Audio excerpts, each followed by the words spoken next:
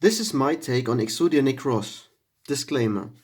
This deck is not intended on being anywhere close to a deck with competitive status.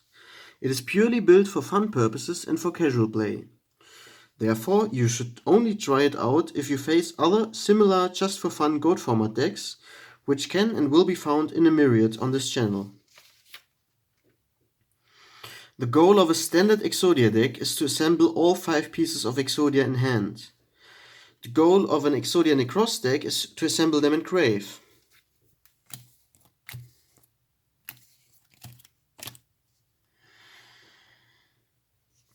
But unlike the standard Exodia strategy, we are far from fulfilling a win condition when assembling them in grave. We are merely fulfilling a necessary summoning condition for Exodia Necross.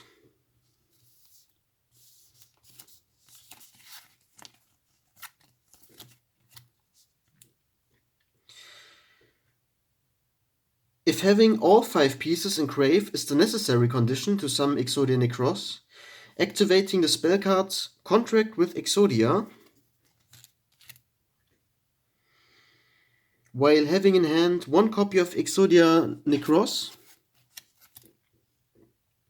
is the sufficient summoning condition.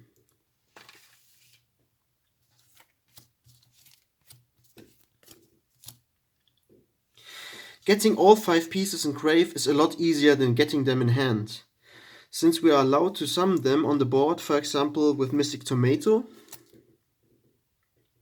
or ditching them directly from deck to grave via Magical Merchant. We might also hard draw into them or searching them to our hand with Sangan or Emissary of the Afterlife, and then either summoning them on board or discarding them via Graceful Charity, card destruction, or alternatively by the equip spell Baou, which we'll touch on later on. Onto the boss monster Exodia Necross.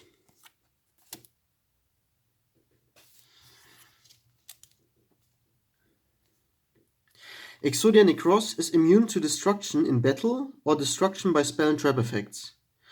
It has a base attack of 1800, which is not impressive considering the harsh summoning requirements, but increases its attack by 500 points during each of our standby phases.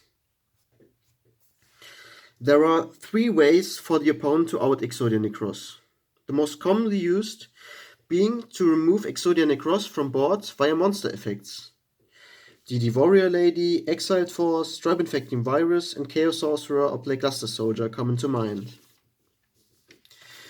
Therefore, I chose 2 copies of Divine Wrath and 2 copies of Wicked Breaking Flamberge Baou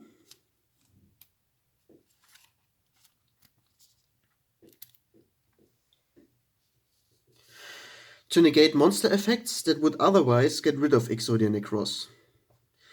Baou also increases Exodia Necross attack stats by 500 points and lets you discard a card.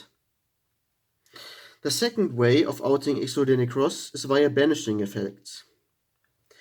In addition to the just mentioned the Warrior Lady or Plagueluster Soldier or Chaos Sorcerer, booking Exodia Necross with Tsukiyomi or Book of Moon and banishing it afterwards with Nobleman of Crossout is probably the most common way of doing so. For banishing spells and traps like Nobleman of Crossout, I play triple Solemn Judgement.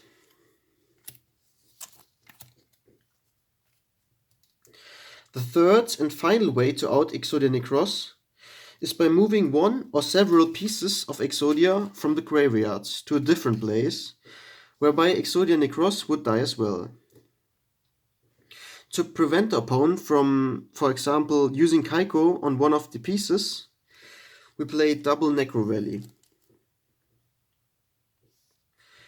The remainder of the deck encompasses generic staple cards that serve this deck's strategy only indirectly.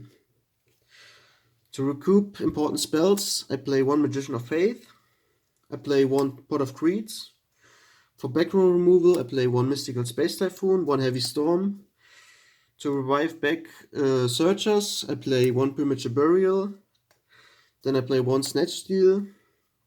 And for the traps, I play 1 Ring of Destruction, 1 Mirror Force, 1 Call of the Haunted, and finally 1 Torrential Tribute, which has the interaction with Exodia Necross that it nukes the board except for Exodia Necross.